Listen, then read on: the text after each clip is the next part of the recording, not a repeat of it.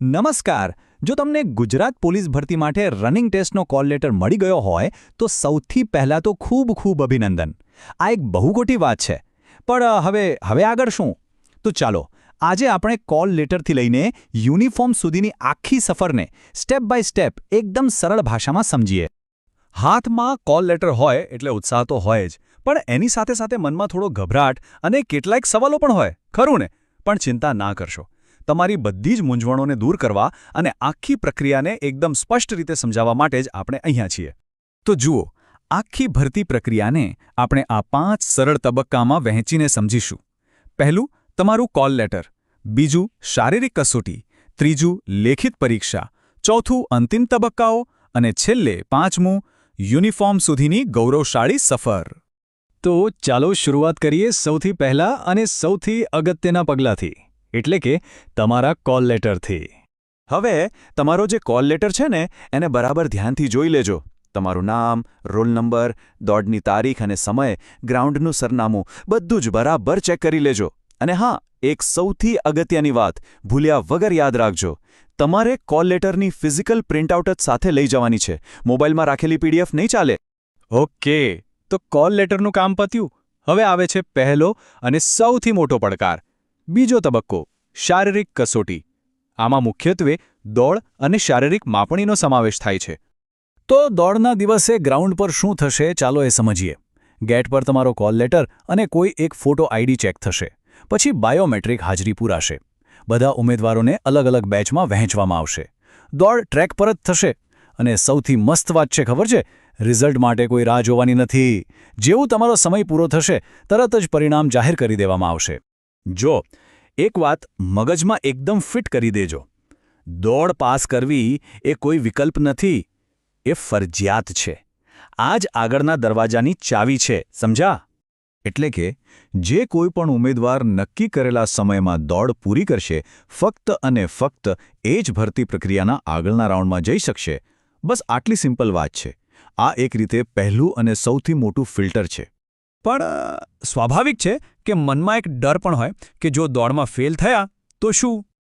તો સાંભળો, જો કદાચ એવું થાય ને તો જરા પણ નિરાશ થવાની જરૂર નથી. પોલીસની ભરતી તો નિયમિતપણે થતી જ રહે છે.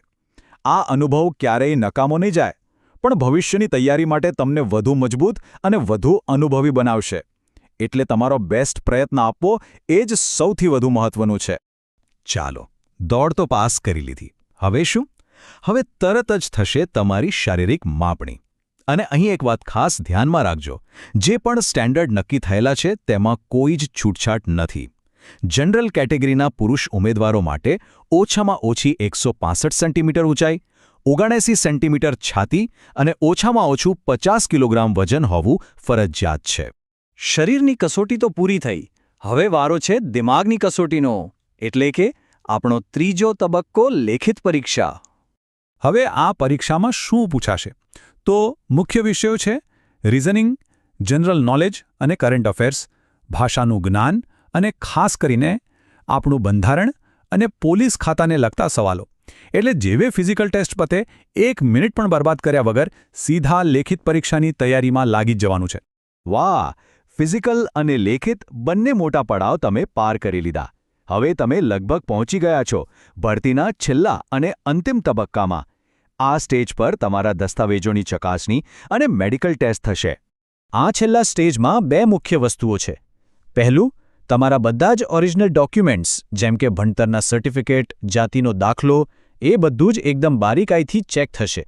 અને એ પછી તમારી આંખોની દૃષ્ટિ કેવી છે, શારીરિક રીતે તમે ફિટ છો કે નહીં, અને કોઈ મોટી બીમારી તો નથી ને, એ બધું તપાસવા માટે એક મેડિકલ ટેસ્ટ લેવામાં આવશે. અને હવે એ ઘડી જેની તમે સપનામાં પણ રાહ જોતા હતા, જેના માટે આટલી બધી મહેનત કરી છે, આપણો છેલ્લો અને 5મો તબક્કો, યુનિફોર્મ સુધીની ગૌરવભરી સફર.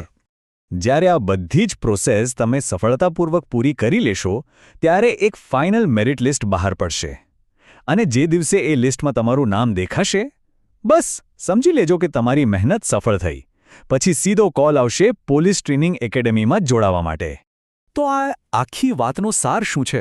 એ જ કે તમારા હાથમાં જે કોલ લેટર છે ને, એ ખાલી કાગળ નથી, એ સરકારે તમારા પર ભરોસો મૂકીને આપેલી એક બહુ મોટી સુવર્ણ તક છે. સરકારે તો પોતાનું કામ કરી દીધું, તમને તક આપી દીધી. હવે તકને હકીકતમાં બદલવાની જવાબદારી એ પૂરેપૂરી તમારી છે. તો હવે બીજું બધું જ ભૂલી જાઓ અને ફક્ત 3 વાતો પર ફોકસ કરો. પહેલું, તમારી દોડ પર પૂરેપૂરું ધ્યાન કેન્દ્રિત કરો. બીજું, તૈયારીમાં શિસ્ત જાળવો. અને ત્રીજું, અને સૌથી અગત્યનું, પોતાની જાત પર અને પોતાની મહેનત પર અતૂટ વિશ્વાસ રાખો. તમારી આ સફર માટે અમારા તરફથી ખૂબ ખૂબ શુભેચ્છાઓ. જય હિન્દ, જય ગુજરાત.